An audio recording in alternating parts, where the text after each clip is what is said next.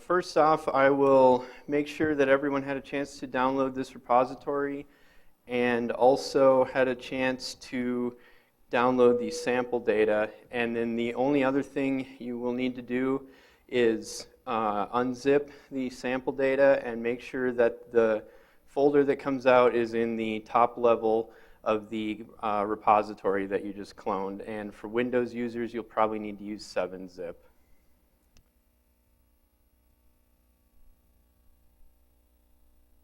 All right, so we're going to talk about some ensemble plotting. Specifically, I'm going to talk about some spaghetti plots and postage stamps, paintball plots, probability plots, and we'll talk a little bit about how you might use Python in a workflow for doing ensemble verification, although I won't get too in-depth, so we'll just look at some RMSE. Show of hands, who has used or would consider themselves familiar with the plots listed under number 1? Okay, a few of you. Of those, how many of you would say you regularly use these types of plots or other ensemble plots in your teaching or research or forecasting? Okay, good. So I think this will be helpful for a lot of people. I'll try to break down exactly what these are and also get specific in the code that you would need to actually make up the plots. All right, so why would we want ensemble plots? Specifically, quite frankly, we're looking at the fact that ensembles are not just a collection of deterministic forecasts. We can get probabilistic forecasting information out of ensembles regarding the most likely solution and the range of possible solutions. We can get information about uncertainty in the forecast and also variability in space, time, and intensity. Or simply put, ensembles are not just a collection of a bunch of deterministic models. When viewed together, you can actually get a lot more information than just what possible solutions there could be. So the first thing we'll look at are what I'm going to group together as spaghetti plots and postage stamps. And these are really just a very simple plot where you view all of the members at one time. Spaghetti plots you would use for a contoured field like 500 millibar height, while the postage stamps are often a lot more used for shaded fields like simulated reflectivity, forecast precipitation, accumulation, things like that. So here's an example of a spaghetti plot. We have just 4 height contours plotted, shaded by color so that you can tell which height you're looking at, and then all of the members are plotted for each of those contours. And then here's an example of a postage stamp. We just have an inset for each member in our ensemble, and we just do a quick color shading of reflectivity. So some advantages for spaghetti plots and postage stamps is that you get information for each member. So you can see every single solution that the ensemble is putting out. You get the full location and magnitude of each field that you would plot, and they're pretty simple to interpret. You kind of just look at it like a bunch of deterministic models all together in one plot. Disadvantages, the main one is that it can be very busy, especially when you get really widespread at later forecast periods. As the spread increases in the model, these become increasingly hard to interpret, especially for spaghetti plots, which is where they get their name. Eventually, you can't find any recognizable pattern, and it kind of just looks like a bunch of spaghetti. And then the other disadvantage is that it can be really easy to miss small differences among the members, and I would say this is especially for the postage stamps. It can be hard to tell if a region is under 40 dBz of simulated reflectivity versus 30 or 25. So moving on to paintball plots. These are simply plots where we collect all of the points greater than a predetermined threshold. So for instance, simulated reflectivity greater than 25 dBz. And then we color code all of those plots by the ensemble member. And so that looks like this. You can see here in the Ohio Valley, we have a bunch of points where reflectivity is greater than 25 dBz, and the members are all in different colors here in the right-hand corner. And you can see general spatial offset in some of the member solutions down here over Louisiana, while in the main Tennessee and Ohio Valley, you have more agreement in where the members are having the high reflectivity fields at. The advantages for paintball plots is that it's really easy to quickly see where the members have differences in spatial distribution of the forecast fields. You hardly even have to look. If you can see different colors, you know that there's a difference in the solutions. And this means that the plot remains relatively uncluttered, even if you have ensembles with a lot of members. I've seen paintball plots that are intuitive and useful for as much as 40 or 50 member ensembles. Disadvantages is really regarding to intensity. You don't get any information about the specific intensity that the model is putting out, just that it's greater than whatever threshold was specified when the plot was created. And regarding those thresholds, they can be kind of arbitrary and should be very carefully picked, but they are not necessarily going to be the best for all cases at all times. So now let's talk a little bit about probability plots, maybe some of the most useful types of ensemble plotting. If you have a sufficient number of members and sufficient spread, you can calculate probabilities of event occurrence based on all of the members. And I say sufficient members and especially sufficient spread because if you do not have enough spread, you will not incorporate enough of the range of possibilities and your probabilities will be artificially high. Caveat that everyone should be aware of, but there's not a lot we can do about it. You just have to know that when you're forecasting. So for a single point probability, we will first define the binary probability, which is simply whether or not at a specific point the member forecasts a value greater than the threshold. If it's greater than a threshold, we assign 1 to that point, and if it's lower, we assign 0 to that point. Then we calculate the average of the binary probabilities across all forecast members, and this gives us our ensemble probability. And that looks kind of like this. We have high probabilities where all or most of the members are putting out a value greater than the threshold, in this case 25 dBz. And then over here we have lower values where there are fewer members with higher values above the threshold. Now that's great, but that's valid for a specific point. So that brings us to neighborhood probabilities. Since the ensemble probability is not going to account for spatial differences among the members, we define the neighborhood ensemble probability to get the probability of event occurrence within a radius of a specified point. So this is quite a simple calculation. We simply take the ensemble probability that was calculated before. We define a radius, which is often 25 miles or 40 kilometers, and then calculate the mean of the ensemble probability for all points within that radius.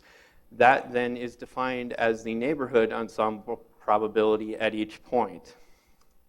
And so that gives us a field that looks more like this. You can see that gradients have been stretched and that it's generally smoothed, and probably is a more valid probability if you're talking about forecasts for things such as convection that are likely to be spatially offset but may still be relatively accurate forecasts in terms of timing and intensity. So a couple of differences between ensemble probability and neighborhood ensemble probability. Specifically, the neighborhood probabilities will have smooth gradients because the averaging over a radius has the effect of smoothing the field. The ensemble probability for each point is valid only at the point, while the neighborhood probability is valid within a radius of the point. And so that means that the neighborhood probability is probably going to be better for forecasting high spatial variability phenomena like mesoscale convection. And just to see both of these fields side by side, in case you happen to look at a website that displays probabilities but does not specify which you are looking at, the point probabilities will be much finer spatial variations. They'll be a little noisier maybe, while the ensemble neighborhood probability will definitely have for sure the stretched gradients and just be smoothed in general. So some advantages of probabilistic forecasts in general is that you get a probability for a specific event type in each location. You can relatively quickly see ensemble confidence as to whether or not the event will occur or not occur, and they're pretty simple to interpret because it's just a % chance of an event occurring. Disadvantages are that, as I mentioned before, the probabilities are usually too high due to low model spread unless you've well calibrated the ensemble with post-processing. And this also assumes that all member solutions are equally likely, which also may not be the case unless you've ensured that in post-processing. And then finally, you have limited information regarding member differences in intensity and location, and it's really more of a summary of all the members at once that's different from just taking the mean. So kind of a summary of the plot types we're going to look at. Spaghetti plots and postage stamps, I would say, are best for viewing individual members or the spread or the range of solutions. Spaghetti plots of like upper level wave patterns are especially useful for determining how far out into a forecast the model has any reasonable determination of a specific pattern. Postage stamp plots would be best for quickly viewing the spatial differences in member solutions, especially for things like precipitation or simulated reflectivity. And the probability plots are going to be best for event occurrence and confidence in a forecast or lack of confidence. And in addition to that, I would say that probability plots and postage stamps are probably best used in conjunction with each other so that you have both information regarding the intensity and likelihood of events as well as spatial differences in the models. Occasionally, you might get a probability field where the probability of event occurrence is very low, and that could be due to either a low chance of the event occurring or spatial differences in the members causing the probability to be low, but all of the members have it occurring somewhere. And so when you combine those two plots together, you can usually get an idea as to which of those is the case for your specific forecast. Are there any questions regarding plots and plot types before I go on? All right, great. Verification. There's a lot of verification metrics available. The talk this morning on the MET tools was a very good one and covered a lot of the approaches for verification, so I won't cover them. You do have the slides in the repository, and they will also be given to the event coordinators. So I've put on some references here for the different types of verification if you'd like to read up more. You have grid point techniques, you have object-based techniques, and then you also have some neighborhood approaches. For this, I'm going to just kind of demonstrate more of a grid point technique and look at root mean squared error. So we've probably all seen this, but it's really just the mean root of the error, magnitude error between the forecast and the observed point. It's in the same units as the forecast value. It's really simple and fast to compute and interpret, and can be really useful for comparing two models or multiple members, and I have a reference if you'd like to read more on that. All right, so now enough of me talking about math and statistics and how these plots work. Let's actually make some plots. So if you want to navigate to the Workshop 2018 folder and activate the user's workshop environment, and then I will be using the Jupyter Lab environment. You can also use the Jupyter Notebook environment that we saw yesterday.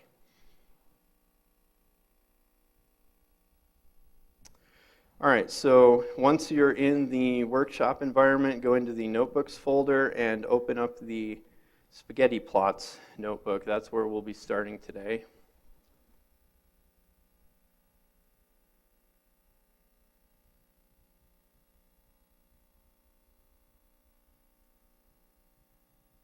All right, so the first thing we'll need to do is import some common libraries, NumPy, datetime, netcdf, and we'll use Pint for some unit handling. The only thing I'll say about units is that you should use them.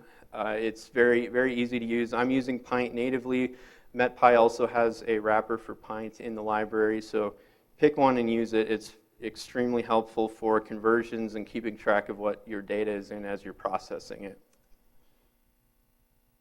So now let's start with some data. I have a sample 20-member multi-physics ensemble, initialized 12 UTC on February 1st, 2015, and each of those members is in its own netcdf file. So I'm going to just open one of them so we can take a look at the variables that are available. We've got a handful of variables. We've got some coordinate variables, and then we've got height, we've got precipitation at each time step, sea level pressure, updraft felicity, CAPE, SIN, and reflectivity. Let's look specifically at the height variable. And we can see we have 17 time steps, we have one isobaric level, and then our grid. And if we look at the isobaric level that we have, we can see it's 5,000 Pascal or 50,000 pascals or 500 hectopascals. So I'm going to use a dictionary and a loop to pull in the height arrays for all of the members. So we just initialize our dictionary and start a loop that will get us through the values 1 to 20, and we use that then to specify the member by just inputting it into the file path string. And then we save off the height variable, and we put that into our heights dictionary, and the key for that we just give it member and whatever number it is, member 1, member 2, and then we'll attach units to that as well. That'll take a minute to run, and then when that's done, we're going to just grab the lat, lon, and time array from the last forecast member. Since this is an ensemble system, all of the members have the same coordinate information. So for creating the plots, we're going to be using Cartopy and Matplotlib, which we had an introduction to yesterday. I'm going to set up my plot and add some features. Then we'll get down here. We will open a figure, set our projection, which in this case was defined as Lambert conformal. We're going to set an extent for the continental US. And then this part right here is kind of the trick for ensembles. Rather than doing an individual contour call for each member, we'll put that in a loop and loop through the values 1 to 20 again. And for each value, we will just plot the height array out of our dictionary for that. And while we're at it, we're going to use pint to convert the units to decameters. And then at the bottom, we'll add a label and add some titles. That should run fairly quickly. And there we have our spaghetti plot with the time labeled, the field labeled, and then which contours we are plotting. So I will skip this for now for sake of time, but I have an example here for everyone to try out. There's a few lines that I've marked for you to complete. You should be able to copy and paste code and just change some variable names from above and try this out for yourself. And then if you want to see how I did it, I have a solution here. If you uncomment that and run the cell, it will load up a solution for you. Any questions about spaghetti plots? Okay. Moving on to postage stamps, this will be done in a very similar method to the spaghetti plot. We'll bring in the data just the same, but this time we will use simulated reflectivity. Set up our plot again. And then this time I have a function here that's going to just kind of create our empty plot panel. We want a single image that has 20 different subplots on it. And that's what this is going to do. We will come down and call that in this line, and we're just going to pass it our total, we'll pass it our figure size and some information regarding the number of subplots we want, and it'll give us back the total axis. And then on each axis in a loop, we will plot a map background, and we'll also plot the simulated reflectivity.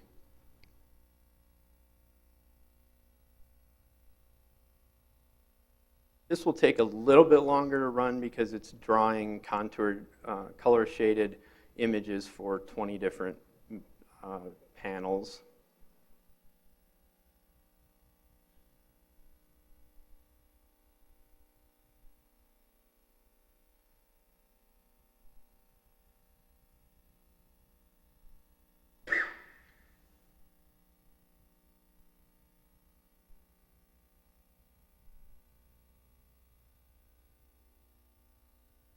Any questions so far?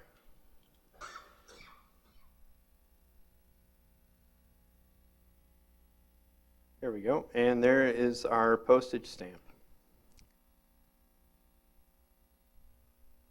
All right, a slightly different type of spaghetti plot that we saw earlier in Ryan Sobash's presentation is ensemble plumes. This is created very much like the spaghetti plots, but instead of doing a horizontal plane, we plot for a single point in time. So I have a function here that'll pull out the member lat long index for the grid point nearest to a specified location, and that code is courtesy of Kevin Gobert from a few years ago. And I have a grid point that I'm going to choose for Lansing, Michigan, nearest to the airport, which is where the surface observing station is. So we'll pull off that index.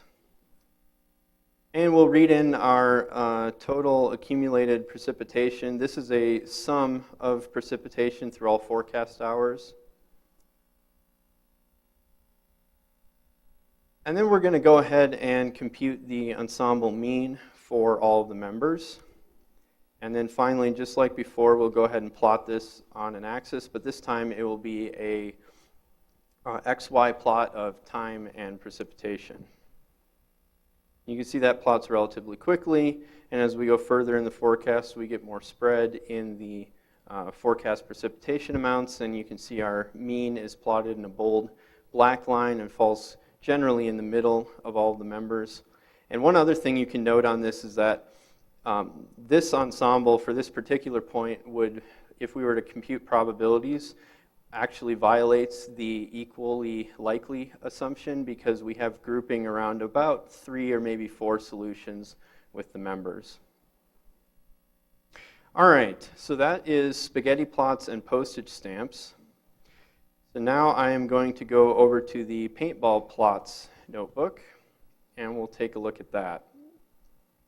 Again, we're going to import some of the same modules as before, and we're going to bring in the reflectivity data for all of the members. One thing I should talk about is the operator module. You might not have seen this before. This is essentially a functional representation of the standard syntax for greater than, less than, any sort of comparison. But instead, we would have something that looks more like this.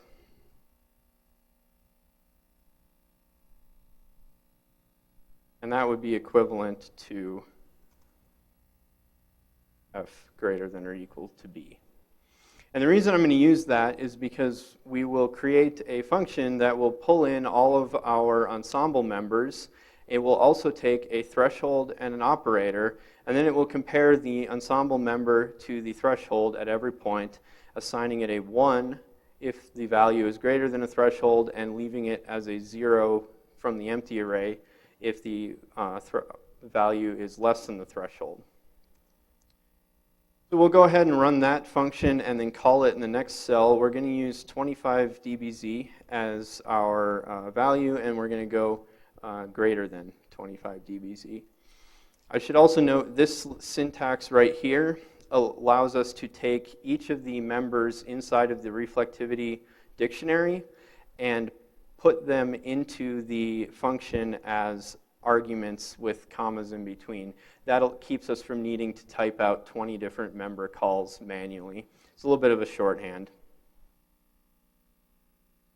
So we'll run that. We've got our paintball field created, so now we'll go ahead and set up a plot again. And then when we plot the paintballs, we're just going to call ax.scatter and do a scatter plot instead of a contour plot. And then we're going to plot the data wherever it is equal to 1, which is where we defined points where the threshold criteria was met.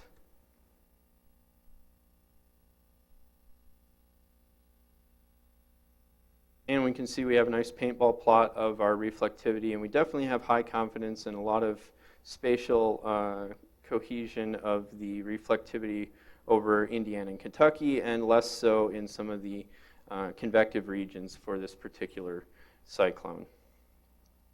So I have another example here. This time it would be for accumulated precipitation, and again I've just put in some blanks where you can fill in some of the commands and some of the more important steps. So you can also take a look at that later or at the end of the presentation today. So finally, for the plotting portion of this, we'll look at the probability plots notebook. And again, we're bringing in some of the same libraries as before. We'll read in the data just as we have been. There's nothing different there. And here is a little bit more detailed explanation of how that operator module works. But we will be using the same operator module for thresholding the data for the Ensemble probability. So here's our Ensemble probability function. We just bring in a threshold, the operator, and arguments for all of the member data arrays.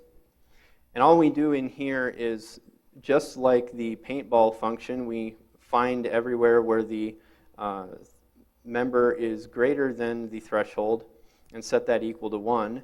And then when we are finished doing that for each member, we put all of the members together into one single array so that we can average across the members and get our ensemble probability. Down here we will do exactly the same thing as the paintball plot call. This takes the same input arguments, it just does a little bit of extra calculations. Then we'll go ahead and set up another figure, and this time we will actually contour and color shade the plots, and we'll use the Viridis color map, which is a nice sequential color map.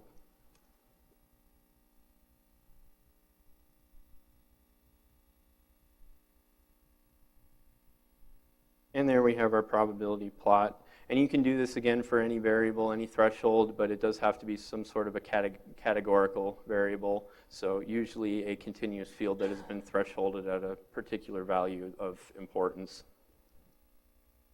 Now we were talking before about ensemble or neighborhood probabilities, and we really want to know kind of what the probability is of an event occurring both at a grid point and nearby to the grid point.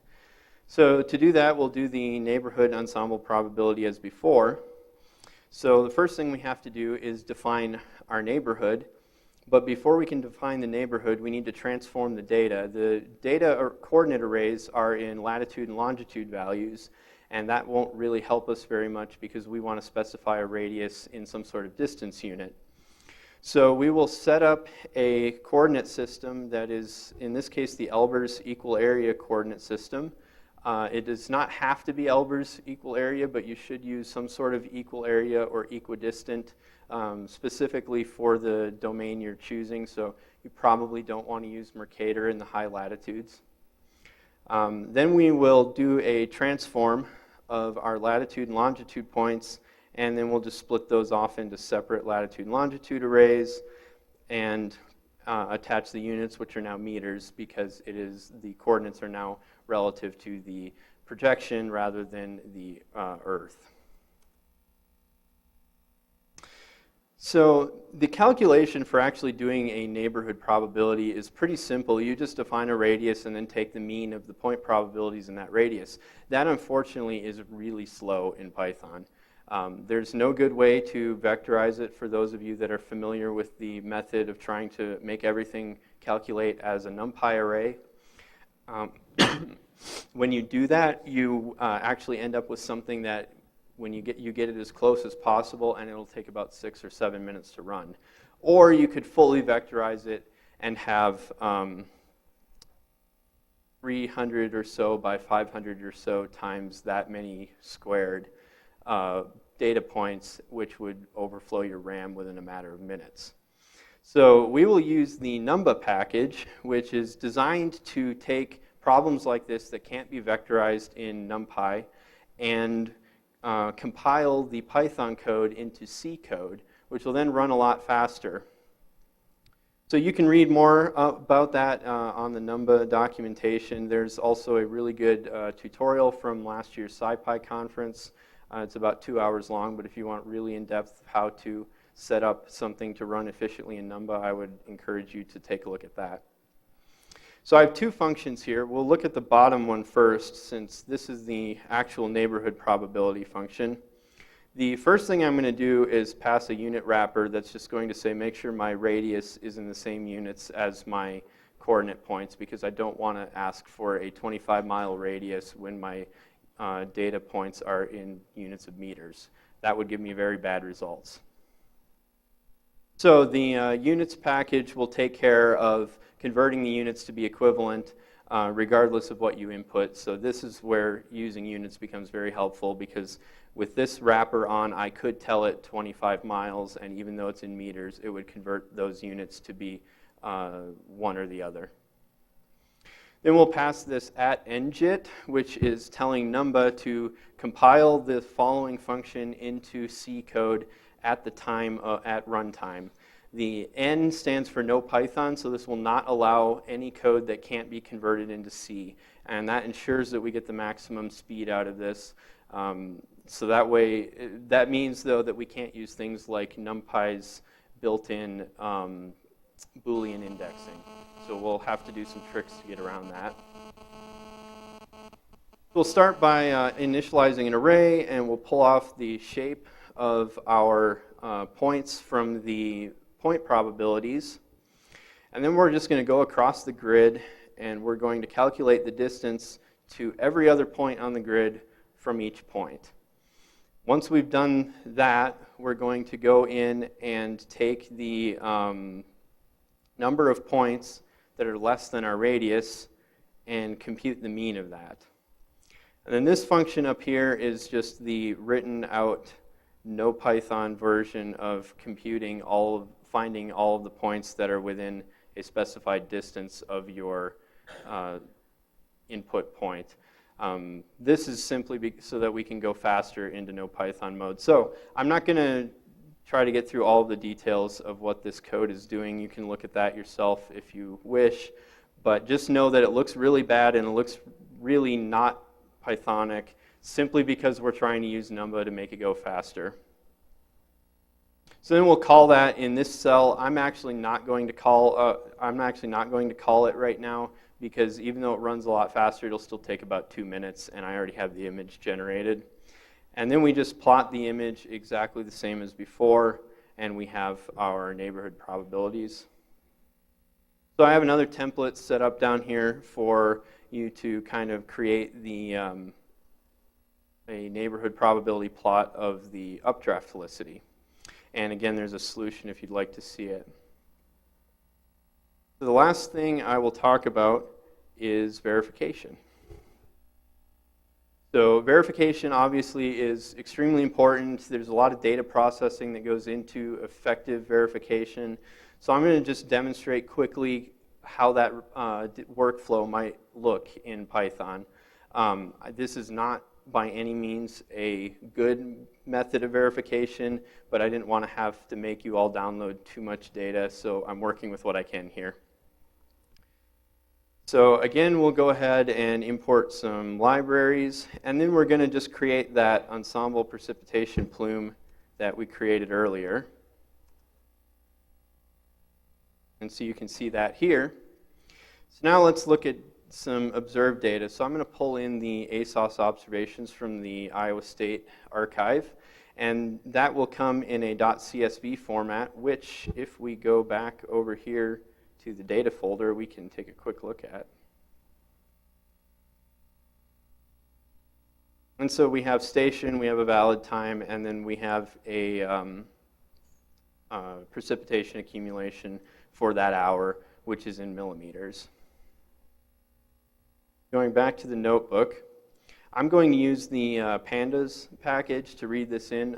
Pandas is really nice for delimited text files. If you've never used it before, there's extensive documentation on it. So I won't go over too much of it, but we'll call this read CSV function, give it the file name. We'll give it some names for the columns that we're using, and we'll tell it to skip the header. And so you can see, again, this prints out almost exactly what we had just in the raw CSV file. So the next cell, we'll go ahead and pull off just the precipitation column, because that's all we really care about. This is hourly accumulation, so we need to do a cumulative sum to make it match the total accumulation in the plume. And then one other thing we need to do is you'll notice that the first value in the data file is valid for 13Z, but our ensemble was initialized at 12Z. Because that was the initialization hour, the model would forecast 0 precipitation at 12Z, so we're just going to pad a 0 to make sure that all of the arrays line up and are the same size. But we're not really adding any data because we weren't considering any accumulation at 12Z. So now we're going to do exactly the same plot of the plume as before, but we're going to add our observed precipitation line. So you can see that in the first couple of hours, the especially ensemble mean, but all of the members in general do fairly well. And then at beyond about 18 to 24 hours, we have a big over forecasting problem. So this obviously is not a great forecast if you were worried about longer time frames. So we have a couple of ways we can quantify that. And we'll start with the forecast error, or simply taking the forecast and subtracting the observed value. And so that's just a simple subtraction. We'll do that for both each member and the mean. And then we'll plot it in the same time series. So we can see we have low magnitude errors in the first couple of hours, even a little under forecasting in the first couple of hours, but then all of the members begin over forecasting quite badly for this case. And again, this is for a single point. One other thing that we can do is look at the root mean squared error of the entire time series between each member and the observed precipitation. Specifically, we might do this to try and quantify some of the differences between members. Some of the research I'm working on is heavily dependent on picking out members that verify better than others. So this can be important depending on what you're actually doing. So we'll define a simple RMSE function, direct implementation of the equation that I showed in the slides. And then we'll just apply that in the same way that we have been doing all of our calculations with a dictionary and a loop, and we'll go through each member. We'll also calculate the mean, the RMSE of the mean, ensemble mean as well, since that's often important. And then rather than displaying this in a tabular format or just printing out a bunch of text, I'm just going to make a bar chart so we can visually see the differences between members. So this shows us that in general, all of our members and the mean have a RMSE between about 4 and 9 or 10. It's not terrible, but it's also a short forecast, so you'd really like it to be better. Certainly have some spread in the members, which is what we saw in the plume. And this is something that would maybe be a first stab to see what you might want to change in your model if there were particular members that were consistently performing better or worse. So that is a quick example for how to do a verification workflow in Python and how to do image generation in Python. And with that, I think there's some time if you would like to take a look at the notebook examples and some of the exercises and ask any questions, and I will take any questions. Thank you.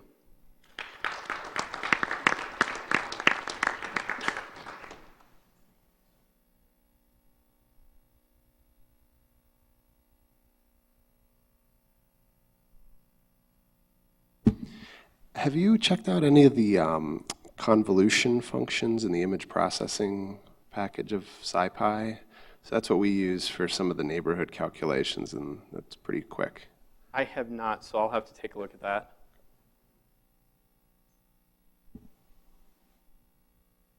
Great, other questions?